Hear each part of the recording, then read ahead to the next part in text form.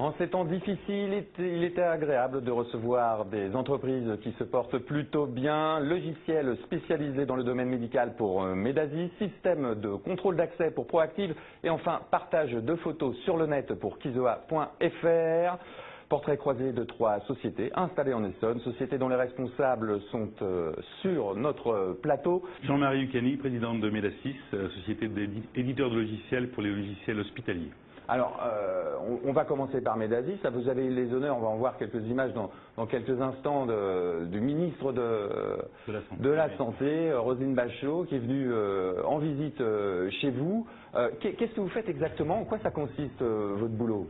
Notre boulot, c'est de développer des logiciels et des outils pour les médecins, les infirmières, les pharmaciens, le laboratoire et la radiologie, donc tous les acteurs de l'hôpital qui travaillent autour du patient, pour le diagnostic et soigner les patients. Alors très concrètement, quand je vais à l'hôpital, que je suis reçu par exemple aux urgences, que j'ai un souci, on va me demander de sortir ma carte sécurité sociale, de remplir un dossier avec des informations. Et en fait, la personne à qui je m'adresse remplit tout ça dans des logiciels que vous fabriquez, c'est ça? Exactement. Donc on va vous demander donc votre carte Sésame Vital, puis on va prescrire par exemple des analyses de sang, de la radiologie, des médicaments, et puis tout ça, ça va vous suivre donc au travers du séjour dans l'hôpital. Vous allez peut-être aller en salle d'opération, peut-être après en réanimation, peut-être après dans votre chambre, donc et tout ça va vous suivre avec les diagnostics, les antécédents, les allergies, et puis tout ce qu'on aura collecté comme information donc autour du patient, autour de vous. Alors, et c'est vous qui développez tous ces logiciels? C'est quoi le profil type chez vous de collaborateurs? Des ingénieurs logiciels, bien sûr. Donc on a 150 collaborateurs. Il y a à peu près 86% d'ingénieurs donc dans la société qui développent et des profils métiers aussi, donc des infirmiers, des médecins, des pharmaciens qui peuvent dialoguer donc avec les clients de manière à faire évoluer le logiciel donc dans la bonne direction. Alors justement, j'allais y venir. Est-ce qu'il y a des grandes évolutions dans la prise en charge des patients du côté du logiciel qui va répondre aux attentes et des patients et puis de la communauté médicale? Est-ce que ça évolue beaucoup? Ça évolue beaucoup. Donc aujourd'hui, il y a une traçabilité, une sécurité donc qui sont indispensables pour pouvoir suivre donc le patient. Donc au niveau de la confidentialité du dossier, au niveau de la traçabilité, donc pour vérifier justement, il y a eu quelques événements donc qu'on dit événements indésirables dans l'hôpital, donc au niveau du circuit du médicament. Donc là, on a une traçabilité totale donc du circuit du médicament.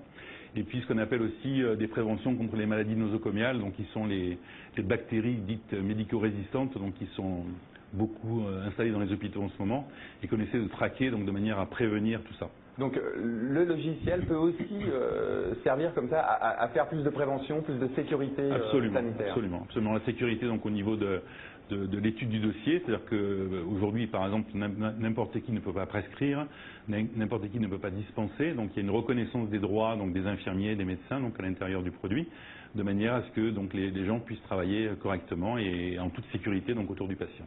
On s'en est fait l'écho sur d'autres questions que celui du logiciel. C'est la réforme de l'hôpital, la réforme 2012, avec des grands hôpitaux, des regroupements.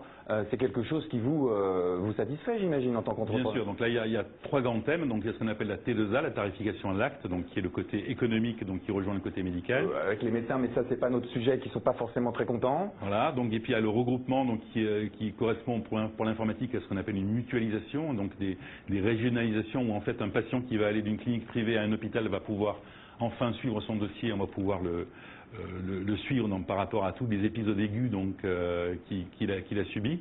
Et puis il y a le plan Hôpital 2012 donc qui va apporter en dehors donc de l'activité du bâtiment donc 1,5 milliard pour l'informatisation des hôpitaux.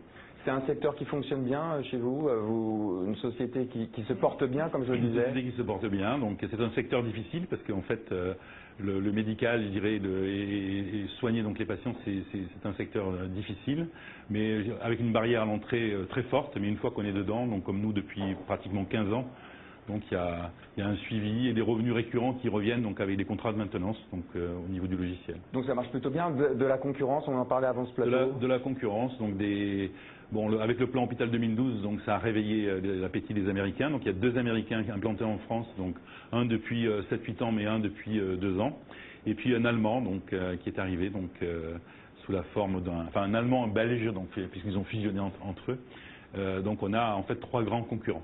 Et puis alors, dernière question, on a vu les images de Roselyne Bachelot. Comment ça se passe, la visite d'un ministre? Comment ça s'est déroulé chez vous? C'est très difficile, hein, donc comme j'ai pas dormi les week-ends pour préparer la visite. Alors vous avez un coup de fil de Roselyne Bachelot qui vous dit on va venir visiter votre société parce que ça nous intéresse? Alors c'était assez amusant parce que le coup de fil c'était pour le 26 janvier.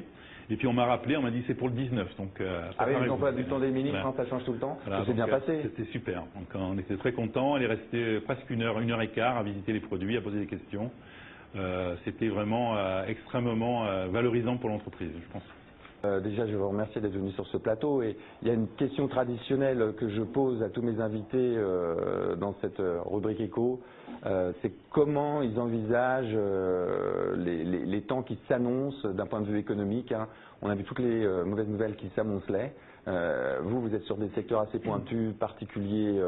Ça va plutôt bien, vous l'avez dit. Mais comment vous sentez ce qui nous arrive dessus? On va peut-être commencer par Jean-Marc Lucani de la société Medasis. Les temps vont être difficiles, je pense que ça va durer longtemps, ça va durer peut-être 2 ou 3 ans. Bon, nous on est sur un marché niche en fait qui a reçu des financements de la part des ministères de la Santé donc dans le plan Hôpital 2012. Donc je pense que pour notre entreprise, donc on a que de la croissance devant nous et le 1,5 milliard qui a été investi donc par le gouvernement sur le milieu médical donc va être apporté beaucoup. Il y a un élément aussi donc qui est très important pour nous, c'est le crédit d'impôt recherche qui a été multiplié par 3, je pense qu'on tous les 3 on en bénéficie. Et le remboursement anticipé, puisque là on vient de faire partir le remboursement anticipé du crédit d'impôt recherche pour 2005, 2006 et 2007. Donc de bonnes mesures qui ont été prises par le gouvernement pour le coup. Donc ça c'est extrêmement important et on parle de trésorerie, donc c'est très tangible, quoi. Merci messieurs. La semaine prochaine, nous parlerons d'innovation. Dans quelques instants, on se retrouve avec les finances des collectivités locales. On tourne une page de pub, puis ce sera le journal.